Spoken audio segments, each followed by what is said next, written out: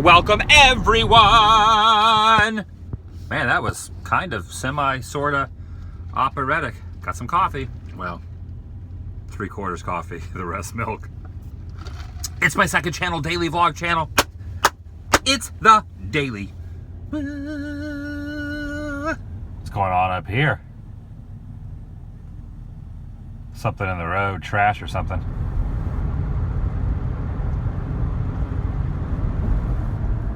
That is beautiful. I almost forgot how pretty Florida is. We are entering a little beach community by the name of Seaside. In 1998, there was an incredible movie filmed right here in this town by the name of The Truman Show. It was directed by a guy named Peter Weir, who did not only Dead Poets Society, but also one of my all-time favorite movies, The Mosquito Coast. And while The Truman Show was a film that was completely ahead of its time, I think it rings more true now than it did in 1988 when it came out. In this present day, we ourselves have become modern day Truman Burbanks. Through the beauty of the internet and social media, and yes, what you're watching right now, daily vlogs. I am guilty of it. What can I say? There's a couple things I encourage you to do before or after this vlog is watch the movie and then go back and watch my filming location video I did 5 years ago on the Adam the Woo channel. I missed a few things here in town that were filmed for the movie, so I'm back. I'm back to find them. I just discovered something pretty amazing. In the movie, when Jim Carrey's walking to work, he comes right by here and two guys push him against the wall in front of a Kaiser chicken advertisement. That wall was right there because the brick is still the same, and so is this little watermark thing here on the ground. Look at this. Exactly the same as it was in the movie. Obviously, they've removed the wall, but the spot is still the same. And another reason I figured out that this was the spot, because if you look up, you can see where Jim Carrey's standing right here. You can see this little marker on the ground where the concrete changes to brick, and you can see that awning. It's a 2-for-1. It's a doppelganger special. It's amazing when you start delving in deep into little like nooks and crannies at locations, what you can find. This whole courtyard was used and it looks totally different, but his office with the revolving door was right there. And check it out. He would have walked right across where this lawn is and into the building, but this structure looks exactly the same as it did in 1998. This Rubio Architect sign is a movie prop still hanging here. This isn't a real business. This is leftover from the film. There's nothing on the backside because the camera was facing this way. The camera would never see the backside. So why would they set dress this? Only what you see on camera. Yes, in case you were wondering, I am a huge nerd. The town square looks considerably different. In fact, the buildings have changed a lot. But right here is where that bus almost hit him and then he put his hand out to stop the bus. But one thing that is similar still is the market that he ran inside to see his friend. The market pretty much looks the same. The vending machine where his friend was working was right here. And that shot where he's telling him that there is a conspiracy in town was from this angle. But what really blows my mind is the fact that this ladder is still here. And look at that light. The same ladder, the same light, still in here. And to prove it, it still even has that little sort of kind of hidden Mickey thing on the side of the wood, just like in the film. And also, ta-da!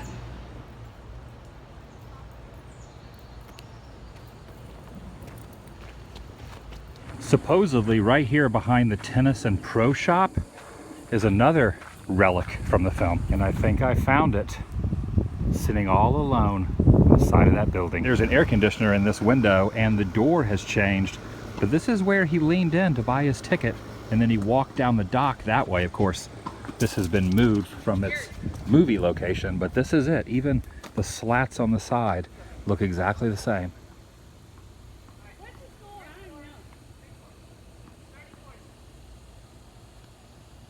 Man, that is an awesome find. So cool. This is the little gazebo that when he's in his car with his wife, they keep circling around and around and around and around before taking off down the road. And then traffic pulls out in front of them, hindering him from going where he wants. One other thing I forgot about Florida, it's hot and humid. Being in California for a year and a half, 2 years, really acclimated me to non-humidity. So I'm sweating profusely. Even some of the street signs from the film remain. The poles have been changed, but the street signs themselves still remain the same. That was very cool. Sorry about that. Moving on.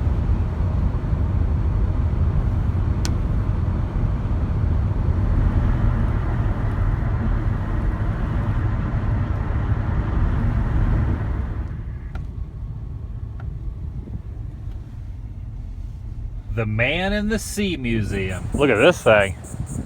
Pretty wild. Look at that up top there, that circular ball looking thing. Almost looks like Spaceship Earth. Here's a submarine by the name of Tech Diver. You can even kind of see in the little portals there. Look at this guy. That's awesome. They have some dioramas with dates like 1690. This guy was submerged in water with this kind of medieval looking system. And then 1715, this existed. Imagine taking a dive in this contraption. Crazy.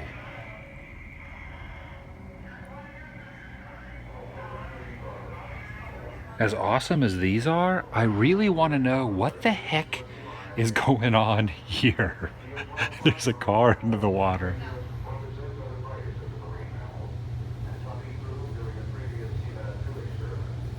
That's cool. Look at that thing.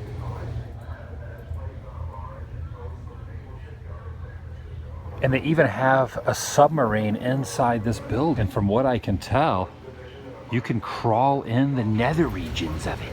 It's definitely very tight quarters up in here. Very tight. What's going on? This is a helmet created in 1920, and you can put your head up inside there just to see what it was like to wear one of these ancient diving helmets. Pretty wild. A little claustrophobic. Just a little. That place is pretty cool, and the girl inside said that this was the original underwater housing facility, the Sea Lab 1. This is super historic. Right straight ahead is an abandoned putt-putt golf place. This empty parking lot, just past it, used to be a place called Miracle Strip Amusement Park. And as a small child, my parents took me there. And I stand corrected. The miniature golf course is not abandoned. There's a shark foaming at the mouth.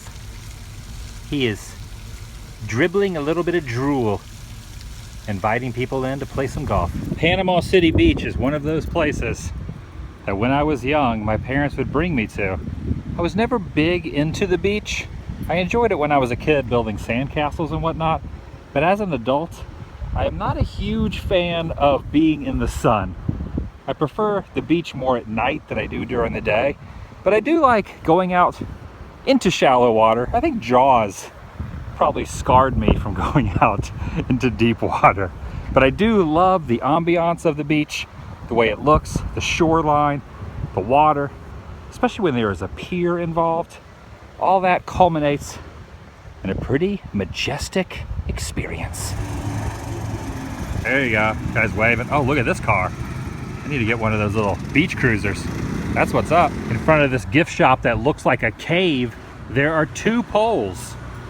One of the poles is painted. All the faces are painted, and the other one, the faces are not painted. It's pretty cool. I wonder if that's hand carved. I think I actually just got a splinter. Whoa, straight ahead, we seem to have some sort of humongous ship parked in the road. Look at that thing. The SS Ripley. That kind of gives the Titanic Museum in Pigeon Forge a run for its money. Oh, look at Big Willie over here. That's the name of the place, Big Willie's.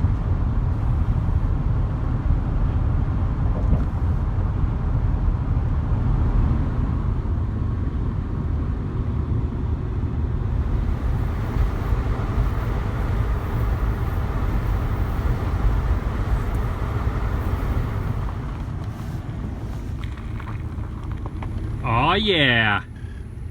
It is time. Boiled peanuts off the side of the road. Yes. Wait a second. What is this?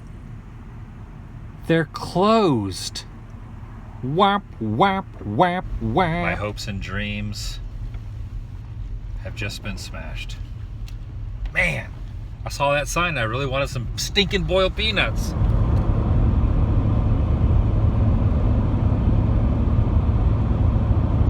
All right. Here's another place. We'll try here. Boiled peanuts. Like the best things ever. Look at that. Oh yeah. There's an art form to eating these. And they're very messy. But oh man. Finger looking good. The way I eat them is I just put it in my mouth and I bite it with my teeth. All the juice drips out, usually all over my shirt, like all caveman style. And then I split it open like this. And then you have deliciousness right there in the shell. Starting to sprinkle and rain just a little bit, and that store also had cheddar curds. If you've never had any of these, you don't know what you're missing. The sky looks incredible. Even that bird thinks so. And it's not just one angle of the sky, it's all over the sky as the sun is setting. So there's this angle, and then basically another angle of the sun setting. Look at that. It's incredible.